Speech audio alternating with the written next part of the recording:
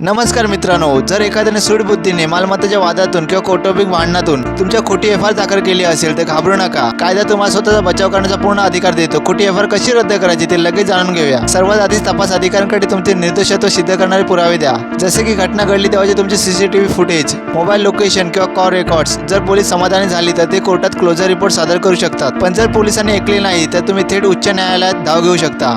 CRPCच्या कलम 482 अंतर्गत हायकोर्टात खोटी एफआर रद्द करण्याचा विशेष अधिकार आहे तुमच्याकडे. तुमच्या वकिलामार्फत सर्व पुरावे कोर्टात मांडून तुम्ही ती एफआर पूर्णपणे रद्द करू शकता. एकदा एफआर रद्द झाली की ज्याने खोटी तक्रार केली होती त्याच्यावर तुम्ही कलम 211 अंतर्गत आणि अब्रू नुकसानीची भरपाई देखील मागू शकता. अशा सोप्या भाषेत कायदेशीर माहितीसाठी लीगल गाईड मराठी चॅनलला आता सबस्क्राईब करा आणि व्हिडिओ शेवटपर्यंत नक्की पहा. मित्रांनो, आपण नेहमी पोलिसांबद्दल आणि कोर्टाबद्दल ऐकताना एफआर हा शब्द ऐकतो, पण नक्की एफआर म्हणजे काय आणि ती दाखल झाल्यावर काय होते चला अगदी सोप्या भाषेत समजून घेऊया. एफआर म्हणजे फर्स्ट इन्फॉर्मेशन रिपोर्ट, म्हणजे प्रथम माहिती अहवाल. जेव्हा समाजात एखादा गंभीर आणि दखलपात्र गुन्हा, उदाहरणार्थ चोरी, हाणामारी, खून घडतो आणि त्याची पहिली माहिती जेव्हा पोलिसांना दिली जाते तेव्हा पोलीस हा कायदेशीर दस्तऐवज म्हणजे एफआर नोंदवून घेतात. लोकांमध्ये एक मोठा गैरसमज असतो की एखादा एफआर दाखल झाली म्हणजे तो दोषी किंवा गुन्हेगार ठरला, पण कायद्यानुसार असं अजिबात नाही. एफआर म्हणजे गुन्हा साबित होणे नव्हे तर ती फक्त पोलिसांच्या तपासाची पहिली सुरुवात असते. पुढे आपण पाहूया खोट्या एफआर पासून स्वतःचा बचाव कसा करायचा. अशा महत्त्वाच्या कायदेशीर माहितीसाठी लीगल गाईड मराठी चॅनल आता सबस्क्राईब करा आणि हा व्हिडिओ शेवटपर्यंत नक्की पहा. मित्रांनो, आपण पाहिले एफआर म्हणजे काय, पण जर कोणी तुमच्या खोटी एफआर दाखल केली तर नक्की कोणत्या तक्रारीला कायदा खोटी एफआर मानतो चला जाणून घेऊया. जेव्हा एखादी व्यक्ती तुम्हाला मुद्दामून अडचणीत आणण्यासाठी पोलिसांना जाणून खोटी माहिती देते किंवा तुमच्यावर असे आरोप करते जे तुम्ही कधी केलेच नाही, तेव्हा त्याला कायद्याच्या भाषेत खोटी एफआर किंवा खोटा गुन्हा म्हटलं जातं. अशा खोट्या केसेस सहसा 4 कारणांमुळे केल्या जातात. 1. सूडबुद्धीने केलेली तक्रार, जुना बदला घेण्यासाठी. 2. खोटे गंभीर आरोप, समाजात नाव खराब करण्यासाठी. 3. बनावट पुरावे, खोटे साक्षीदार किंवा बनावट कागदपत्र तयार करणे. 4. वैयक्तिक किंवा जमिनीचे वाद, मालमत्तेवर ताबा मिळवण्यासाठी किंवा कौटुंबिक भांडणातून. पुढे आपण पाहणार आहोत अशी खोटी एफआर हायकोर्टातून रद्द कशी करायची. कायदा नीट समजून घेण्यासाठी लीगल गाईड मराठीला आता फॉलो आणि सबस्क्राईब करा आणि हा व्हिडिओ शेवटपर्यंत नक्की पहा. मित्रांनो, जर एखाद्याने तुमच्या खोटा गुन्हा दाखल केला तर तो खोटा हे पोलिसांसमोर किंवा कोर्टात सिद्ध कसं करायचं. कायद्यानुसार खालील 5 गोष्टी तुमचा जीव वाचवू शकतात चला पाहूया. पहिली आणि सर्वात महत्त्वाची गोष्ट म्हणजे घटनास्थळी उपस्थित नसणे. ज्यावेळी ती घटना घडली त्यावेळी तुमचे मोबाईल लोकेशन कुठे होते, तुमचे कॉल रेकॉर्ड्स आणि व्हॉट्सअप चॅट्स वरून तुम्ही सिद्ध करू शकता की तुम्ही तिथे नव्हतातच. दुसरं म्हणजे त्या परिसरातील सीसीटीव्ही फुटेज गोळा करा. जर तुम्ही ऑफिसमध्ये किंवा दुसऱ्या गावी असाल तर तिथले कॅमेरे तुमचे निर्दोषत्व सिद्ध करतील. तसेच तक्रारदाराशी संबंधित नसलेले स्वतंत्र साक्षीदार म्हणजे थर्ड पार्टी विटनेस पोलिसांना सांगा ज्यांनी घटना प्रत्यक्ष पाहिली आहे. आता ही खोटी एफआर हायकोर्टातून नक्की रद्द कशी करायची हे आपण पुढे पाहणार आहोत. त्यासाठी लीगल गाईड मराठी चॅनल आताच फॉलो आणि सबस्क्राईब करा.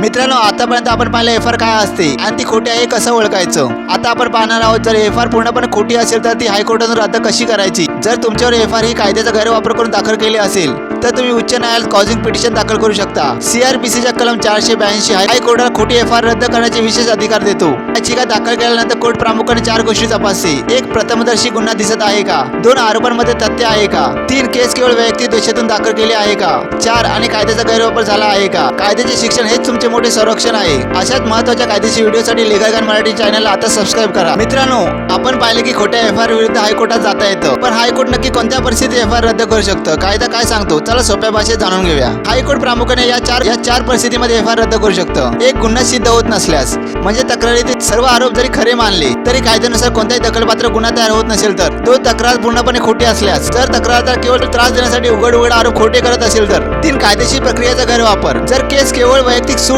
किंवा जुना बदला घेण्यासाठी केला असेल. 4. दिवाणी स्वरूपाचा वाद, जर वाद पैशांचा किंवा जमिनीचा असेल आणि त्याला मुद्दाम गुन्हेगारी स्वरूप दिले असेल तर कोर्ट एफआर रद्द करते. पण लक्षात ठेवा, प्रत्येक प्रकरणातील तथ्य आणि पुरावे वेगळे असतात, त्यामुळे कोर्ट सर्व बाजू तपासूनच अंतिम निर्णय घेते. मित्रांनो, खोट्या एफआर विरुद्ध कोर्टात केस दाखल केली पण कोर्टात स्वतःला निर्दोष सिद्ध कसं करायचं. तुमचे कोणते पुरावे तुमचा जीव वाचवू शकतात चला लगेच जाणून घेऊया. सर्वात आधी येतात डिजिटल पुरावे. ज्यावेळी घटना घडली त्यावेळेचे सीसीटीव्ही फुटेज, मोबाईल लोकेशन, तुमचे संभाषणाचे व्हॉट्सअप मेसेज, कॉल रेकॉर्ड्स किंवा ईमेल हे पुरावे कोर्टात सर्वात विश्वासाचे मानले जातात. दुसरं म्हणजे अधिकृत कागदपत्रे. जर तुम्ही त्यावेळी ऑफिसमध्ये असाल तर हजेरी पत्रक किंवा प्रवासात असाल तर बस ट्रेनचे तिकीट. आणि तिसरं म्हणजे प्रत्यक्षदर्शी स्वतंत्र साक्षीदार ज्याचा तुमच्याशी किंवा तक्रारदाराशी थेट संबंध नाही. एक गोष्ट नेहमी लक्षात ठेवा, कायद्यात केवळ बोलण्याला किंमत नसते. तुमचे पुरावे जितके मजबूत असतील तितकी तुमची बाजू मजबूत होईल आणि हायकोर्ट एफआर लगेच रद्द करेल. खोट्या तक्रारदारावर उलट गुन्हा कसा दाखल करायचा हे आपण पुढे पाहणार आहोत. अशाच महत्त्वाच्या माहितीसाठी लीगल गाईड मराठी चॅनल आता सबस्क्राईब करा. मित्रांनो, जर एखाद्याने तुमच्या पूर्णपणे खोटी एफआर दाखल केली असेल, तुम्हाला अटक होण्याची भीती वाटत असेल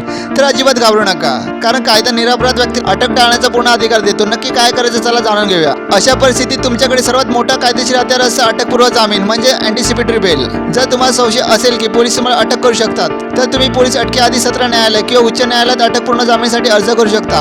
एकदा का कोर्टाने तुम्हाला अटकपूर्व जामीन मंजूर केला, पोलीस तुम्हाला त्या खोट्या गुन्ह्याखाली अटक करू शकत नाही. जर पोलिसांनी तुम्हाला ताब्यात घेतलं तरी त्यांना तुम्हाला सन्मानाने सोडावंच लागेल. यामुळे तुम्हाला कायदेशीर संरक्षण मिळते. म्हणून खोट्या केसची माहिती मिळतात तात्काळ एका चांगल्या वकिलाचा सल्ला घ्या आणि आपण निर्दोष असल्याचे पुरावे कोर्टासमोर मांडा.